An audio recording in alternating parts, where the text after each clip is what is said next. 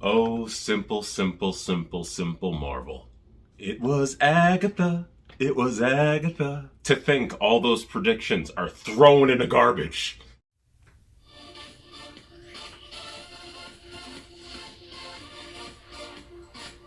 Hi, my name is Michael S. Garner, and I like to do comic book related TV shows and movie reviews and stuff like that. Just my thoughts and reactions to them. And today it's WandaVision episode 7, season 1. Hopefully it'll just be a season 1. That's all we need. But I am enjoying the show and everything like this. I just want to give my thoughts upon my reactions to this episode. Oh God, this time I have no notes for this episode because it's kind of fresh in my mind. I don't think I need it. Okay, well, let's just get right to it. Agatha did everything. Spoiler alert. The case is still kind of out on the whole Pietro thing and Wanda's brother and everything like that. Did she just create him? Because at the end of this episode, we see everything that she did. In this case, she was behind everything, and we see her purple magic wielding around, and that's how we identify her. But the thing is that they show Pietro one, like when he first came to the door of Wanda and she first met him and everything like that, and you see the magic flowing around him. But did she summon him from a world? Is he still possibly Mephisto? This is not known yet. But we know that Agatha was behind all of this. And like I said in the beginning, Agnes, Agatha, it was kind of obvious that that's who she was. And just didn't know that Catherine Hahn was going to get this big of a role. But going into the episode itself, the whole part of us being kind of like in a Modern Family, The Office type of comedy this time was, believe it or not, I'm not a fan of The Office. I'm probably one of the few people out there because The Office is a pretty big deal. Netflix paid so much money to keep The Office on their streaming service, and then I think Peacock got it now. But it was this big movie. It was like one of their top shows, if not the top show. So I was never a big fan of watching it. I watched so many episodes and nothing really made me laugh. This is the first time on WandaVision where it's not supposed to be like genuinely like sitcom funny, but it's just supposed to be like you're in this world with her and they're just trying to get you to experience it. But this episode, I was laughing. There was a lot in this episode. I was like, everything that Agnes did in this episode, I was like bawling. I'm like, oh my God, when she was looking to the camera. I don't know if it's just because of the modern sensibility right now, but I really did enjoy being in the world for once. This is the first time I really enjoyed being in the comedic world, being in the sitcom world. This made me laugh. Even the kids, they made me laugh. Like when they were looking at Mom. Oh, Mom, she's crazy. Like, and then Agatha like basically reinforced that later. I'm gonna keep saying Agatha, not Agnes now, just because we finally know it's really her. Yeah, it's just I really did enjoy being in the comic. Even Vision's part and Darcy being in. I really hope that I made a prediction in the prior episode that when Darcy shows up in this universe, in WandaVision's little world, that she would probably look like Two Broke Girls, because that would be the era that we're in. Like, she'll actually be wearing that outfit and everything like that from the diner. We didn't get that, but we got her being a escape artist, which is kind of weird, whatever. But it was still funny, and Darcy still brought the comedy on this one. And I was just really surprised at how much comedy Paul Bettany as Vision brought to this episode. I'm like, everybody's going all out in this episode. I mean, like, I genuinely like this part. Big reveal. Another thing I kept saying. I know, like, everybody has all these predictions, but like I said, I didn't want to overthink WandaVision. I know that they're trying to leave us Easter eggs and everything like that, but I didn't want to really overthink. And I thought that a lot of these videos online that are lasting for like hours and hours long are a little ridiculous. We're overthinking this. The thing about Marvel that has been true ever since Iron Man has been the fact that, in my opinion, the stories are simple. They're simple and to the point. Yes, there's some twists, a little bit of twists and turns and everything like that, but they're relatively simple. They don't want to complicate things, especially for a mass audience. So they wouldn't have gone through all these, like, I was starting to fall into the weeds a little bit too.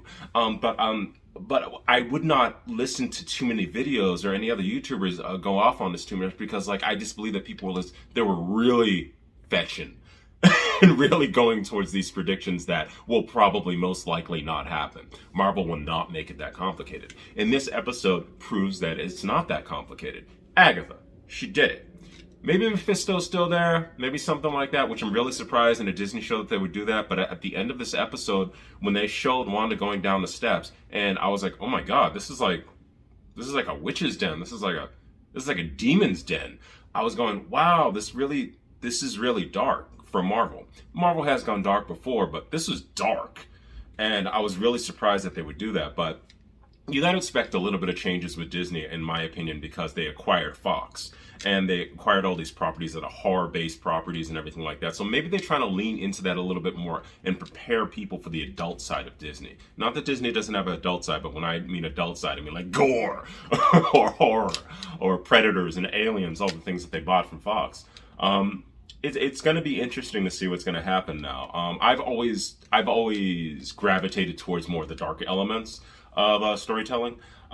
In comic books and everything like that, and I love to see it on screen. And when I saw that Agatha thing, even though they made a comedy at the end, like it was since the beginning, I was just really like, okay, we're gonna go there again, aren't we? We're really gonna go there. And my prediction kind of came true with Monica. Monica Rambeau. We find out her powers basically have activated. I love the glow in her eyes. She's kind of well, it's not like they didn't take that glow from many, many different things, but the first thing I thought was, oh my gosh, she looks like Kate Beckinsale in Underworld. Because in Underworld, they always go blue. And by the way, I'm a big Underworld fan. Don't care what you think. I really like that franchise, with the exception of the last movie I thought was crap. When I saw those eyes, I'm like, okay, we're full on Monica. She has her powers. And she actually resisted Wanda when Wanda threw her up in the air and was going to try to throw her back out of her world. I love the fact that her powers came in and she landed and she did her superhero landing. I wish Deadpool didn't make fun of the superhero landing, because now it's like a comedy thing whenever you see it. But she did her superhero landing and she held her place. From Wanda trying to throw her out of her world again. And that whole conflict was really, but when it really took me back. But then when Agnes came over and reinforced everything, I was like, wow, this is just Agnes, yeah. But I was really happy to see Monica actually develop her powers and everything like that. I didn't think it would come this soon. I thought it would be at like the very last episode that this would happen. But like I said in my previous videos, actually right after the first episode where Monica got thrown out, I kept saying she still had the red energy around her. Did this affect her body in some way? Or did Wanda just protect her and everything like that? And it looks like I was right. I thought that Wanda possibly had given her powers that she's most likely going to have. And it looks like that has happened. But it looks like it's a result of her just going out of Wanda's world each time. But although we don't seem to know if this world is completely Wanda, who knows? I think it's still completely Wanda, and the only thing that's going through all this, like we saw in those stupid commercials. In the commercials was the fact that Agatha has been siphoning off Wanda's incredibly powerful magic. And that's how she's getting more power for herself. And maybe there was the crux of this world. But I don't know. It's going to kind of be, we still have to find out how this actually happened. How did Agnes find out about Wanda? Did she just see Wanda going crazy and she felt all the magic and she came down? She's like, whoa, look at all of this. And she basically was like, I could siphon this off. If I can just be a part of this world and kind of hide in the background and be like, I can siphon this off. I just have to keep antagonizing Wanda to do more. More magic she displays, the more magic I get. So that's what it seems to be like, the whole thing about this episode. And where are the kids now? Where the hell are the kids? They disappeared at the end of the episode. It's like, where did Agatha take them? I can't keep saying Agnes. Where did she take them? And all in all, and at the end, when we actually see Monica trying to go, we actually kind of have a mid-credit scene where we see Wanda trying to go into Wanda's house, and then Pietro stops her. What the hell? He's back? Did Agatha just poof him out of the world, or does he actually have sentience? Is he actually like a living creature and everything like that? Or is he Mephisto? More questions. But just when I think that I'm gonna like tap out of this show, or like I just don't care anymore, it pulled me back in. And I really thought that they did a good job in this episode. And like I said, I laughed. I literally laughed last night when I watched this. I was taken back by that. I didn't think seeing Wanda just look at a camera and go, yeah, that happened. made me laugh. So yeah, what did you guys think of this episode? That's just basically my thoughts on it. I'm just wondering what the next episode is going to be now. Like, if we're going to get these questions answered, please do not do a Lost where we don't get questions answered into the very end. But yeah, I want to see what happened from Wanda's side.